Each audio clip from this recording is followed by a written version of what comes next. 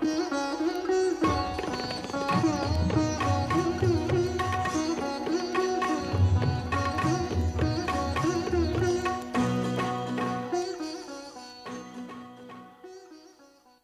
100 سال ہوئے مصر میں ایک چھوٹا سا قدیم مقبرہ کھولا گیا۔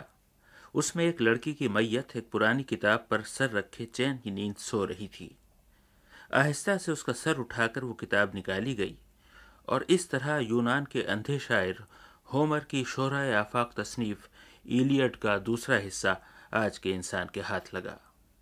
مصر کے مقبروں، چین کے غاروں، دریائے نیل کے کنارے ہزاروں سال پرانے کوڑے کے انباروں اور یونان اور روم کی خانقاہوں سے قدیم علم کے وہ تمام ذخیرے ملے ہیں کہ وہ نہ ہوتے تو ہم ارسطو اور افلاطون جیسے حکیموں اور قدیم مفکروں، شاعروں، مورخوں اور ڈرامہ نگاروں کے نام سے واقف بھی نہ ہوتے۔ کچھ یہی حال اپنے بر صغیر کا رہا ہے۔ ہزاروں کتابوں کے بارے میں ہم جانتے ہیں کہ ہندوستان میں موجود تھیں، لیکن یا تو آگ، سیلاب، دیمک اور جہالت نے انہیں مٹا ڈالا، یا ہو سکتا ہے کہ وہ اب بھی کہیں موجود ہوں مگر ہماری نگاہوں سے پوشیدہ ہوں۔ آج کی نشست میں ہم کچھ کھو جانے اور کچھ مل جانے والی کتابوں کی باتیں کریں گے۔ پورے بر صغیر میں پھیلی ہوئی خانقاہوں میں اب بھی قدیم کتابوں کے ذخیرے موجود ہیں۔ 600 سال پرانے شاعر ملا داؤد کی مشہور ہندی نظم چندائن بہار میں منیر شریف کی خانقاہ سے ملی تھی۔ ملا داؤد امیر خسرو کے زمانے کے قریب ہوئے تھے اور ہندی میں شعر کہتے تھے۔ تقریباً 600 سال پہلے انہوں نے چندائن کے عنوان سے ایک مثنوی لکھی تھی جو لاپتہ تھی۔ ہندوستان کے ممتاز تاریخ داں پروفیسر سید حسن عسکری صاحب منیر شریف کی خانقاہ میں جایا کرتے تھے۔ ایک روز وہاں کے سجادے سے ملاقات ہوئی۔ باقی احوال خود عسکری صاحب کی زبانی سنیے۔ تو ایک چین کا بکس شاہ صاحب نے منگوایا۔ اس چین کے بکس میں کچھ پاشان اوراق تھے۔ اب وہ اس کی تحریر جو ہے ہم پڑھ نہیں سکے تھے، ہندی میں تھی، لیکن اس کے سر نامے پر فارسی میں کچھ تھوڑا سا، بس اسی سے ہم نے پوچھا کہ ارے یہ تو ملا داؤد کی چندائن معلوم ہوتی ہے جس کا کہ بدایوں نے ذکر کیا اپنی کتاب میں۔ خیر مختصر یہ کہ ہندی والوں کی مدد سے ہم نے اس پر لکھا۔ اب اس کا اتنا شہرہ ہوا کہ صاحب چندائن مل گئی جو مخبوط، تو یہ چیز ہے ابھی وہاں۔ یہ تھے پروفیسر سید حسن عسکری صاحب۔ ہندوستان کے شاعروں کا ایک نامور اور مستند تذکرہ آفتاب عالمتاب کے نام سے مشہور ہے۔ وہ موجود تھا مگر گم ہو گیا اور خوش قسمتی سے پھر مل گیا۔ اس کا احوال جناب مشفق خواجہ سنا رہے ہیں۔ قاضی محمد صادق اختر لکھنؤ کے ایک شاعر تھے، رہنے والے تو وہ ہگلی کے تھے لیکن لکھنؤ آ گئے تھے، اور غازی الدین حیدر کے زمانے میں انہیں ملک الشعراء کا خطاب ملا تھا، اور یعنی بہت بڑے عالم تھے، اردو فارسی دونوں زبانوں میں شعر کہتے تھے۔ انہوں نے ایک تذکرہ لکھا آفتاب عالمتاب، یہ ہندوستان کے فارسی گو شعراء کا تذکرہ ہے۔ تو یہ قاضی محمد صادق اختر کے ایک دوست تھے مولوی محمد یوسف، ان کے پاس ایک نسخہ تھا آفتاب عالمتاب کا، اور یہ بھوپال میں آ گئے۔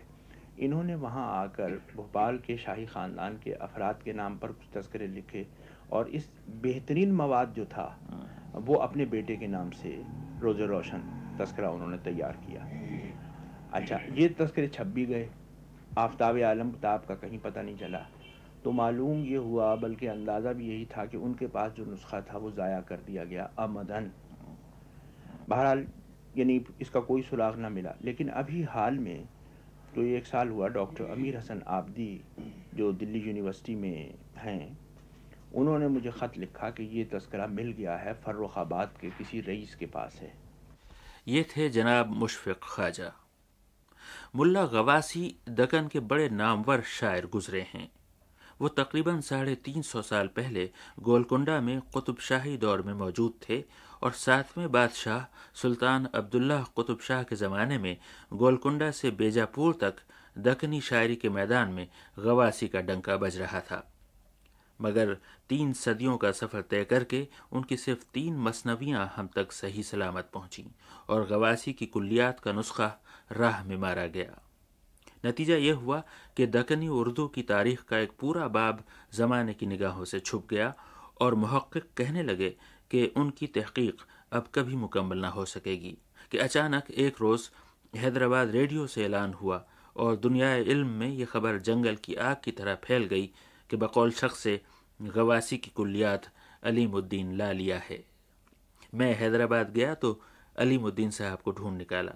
اب ضعیف ہو گئے ہیں، پرانی اور قیمتی کتابوں کے کاروبار میں عمر گزاری ہے اور کتنی ہی تاریخی دستاویزیں ہندوستان کے گوشے گوشے سے لا کر اہل علم افراد اور اداروں کو فراہم کی ہیں۔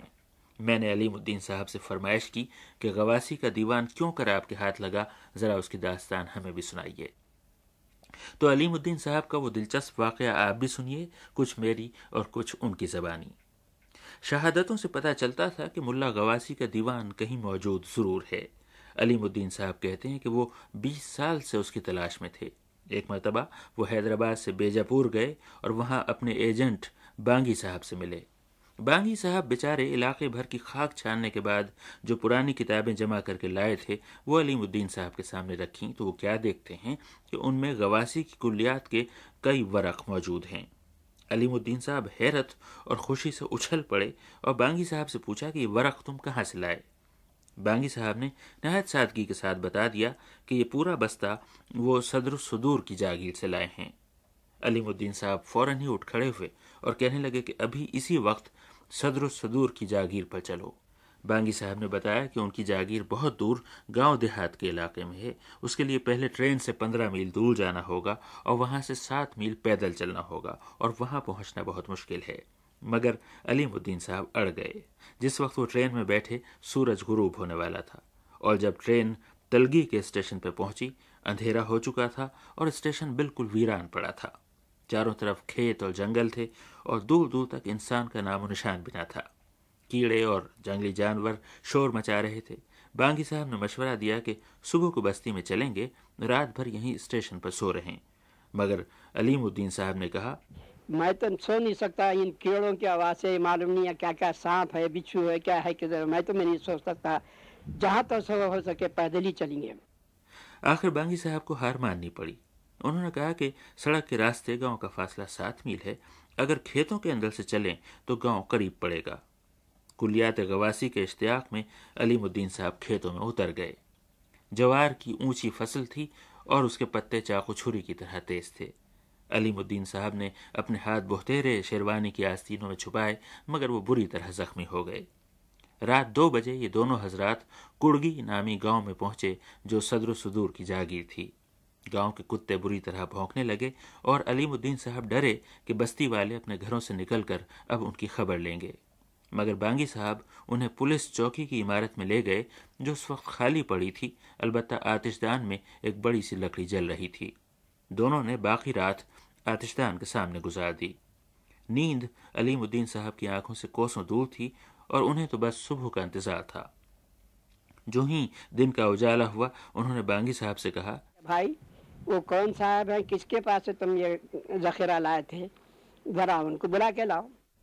بانگی صاحب گئے اور تھوڑی ہی دیر بعد ایک صاحب کو بلا لائے جو صدر الصدور کے رشتہ دار تھے۔ وہ کاندھے پر ناگل اٹھائے کھیتوں کو جاتے تھے۔ شہر سے آئے ہوئے شیروانی اور ترکی ٹوپی میں ملبوس علیم الدین صاحب کو انہوں نے دیکھا تو جھک کر سلام کیا، بہت ادب سے ملے اور مخصوص دکنی لہجے میں پوچھنے لگے آپ کیا کھائے سو؟ اس پر بانگی صاحب نے جواب دیا کہاں کھائے، رات نیچ تو آئے۔ مہمانوں کو بھوکا پا کر ان صاحب نے اپنا ناگل وہیں پٹخا، دوڑتے ہوئے اپنے گھر گئے اور تھوڑی دیر بعد آ کر مہمانوں کو اپنے ساتھ گھر لے چلے۔ وہاں جا کر علیم الدین صاحب کیا دیکھتے ہیں کہ دسترخوان بچھا ہوا ہے، دہی ہے، بالائی ہے اور پراٹھے ہے، انڈے ہے۔ علیم الدین صاحب رات بھر کے بھوکے تھے۔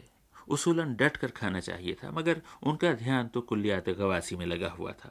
ناشتہ ختم ہوتے ہی اپنے ساتھی سے بولے کہ بانگی صاحب پوچھو تو صحیح کہ کتابیں کہاں ہیں، کدھر ہیں؟ اس پر صدر الصدور کے ان عزیز نے جواب دیا میرے پاس مست کتابیں تھے، 100 کنٹے میں بھا دیا ہوں، 2 مونٹے وہاں رکھے ہوئے ہیں، آپ چاہے تو دیکھ لو۔ یعنی میرے پاس بہت سی کتابیں تھیں مگر سب نالے میں بہا دی ہیں، صرف 2 بوریوں میں بندھی ہوئی کچھ کتابیں پڑی ہیں، آپ چاہیں تو ملاحظہ فرما لیجئے۔ علیم الدین صاحب اس روز ندیدوں کی طرح ان بوریوں پہ جھپٹے۔ میزبان نے ان سے کہا آپ لے کے جاؤ۔ چنانچہ وہ دونوں تھیلے اٹھا کر واپس اسی پولیس چوکی میں آئے اور جلدی جلدی انہیں کھولا۔ علیم الدین صاحب کہتے ہیں میں جب کھول کے دیکھا تو ماشاءاللہ سے اس میں غواسی کے اوراق موجود ہیں، علی نامہ نصرتی کا موجود ہے اس میں۔ اب علیم الدین صاحب نے اپنے میزبان کو ان بیش قیمت کتابوں کا معاوضہ پیش کرنا چاہا اور ان سے کہا کہ اس کے کچھ پیسے لے لیجئے۔ جواب ملا نکو نکو نکو نکو نکو، آپ لے کے جاؤ، سب کنٹے میں بھا دیا ہوں، یہ بھی کنٹے میں بھا دینے کا تھا۔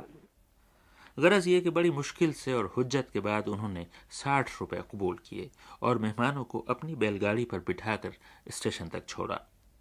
اس وقت علیم الدین صاحب کا جی چاہتا تھا کہ پڑ لگیں اور وہ اڑ کر حیدرآباد پہنچیں۔ بہرحال وہ گاؤں سے بیجاپور اور بیجاپور سے حیدرآباد پہنچے۔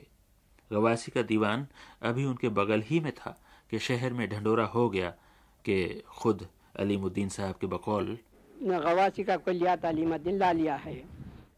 کلیات غواسی اب آندھرا پردیش کے آرکائیوز میں محفوظ ہے۔